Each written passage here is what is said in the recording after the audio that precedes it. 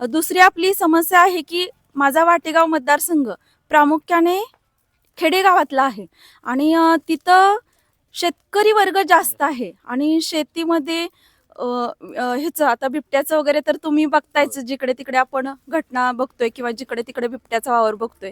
तर आमचं अजून एक विजन आहे की संपूर्ण जो वाटेगाव मतदारसंघ आहे तर तो आम्ही वीज बिल मुक्त करणार आहे किंवा दिवसा लाईट असणं वगैरे हे पण आमच्या विजनमध्ये आहे.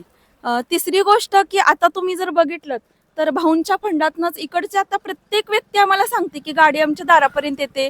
पूर्वी अजिबातच इकडं म्हणजे पाऊलवाट पण नीटची नव्हती, पण आता तिकडे आपण संपूर्ण पाणंद रस्ते वगैरे केलेले आहेत आणि अजून काही राहिलेला भाग असेल तो आम्हाला कव्हर करायचा आहे.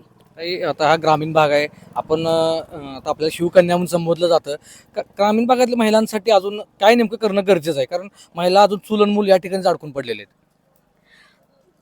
खरं तर महिलांसाठी रोजगार उपलब्ध करून देणं ही एक गोष्ट आहे. हां, आता माझं माझं जे क्षेत्र आहे, मी महिलांसाठी काम करते, ज्येष्ठ नागरिकांसाठी पण काम करते.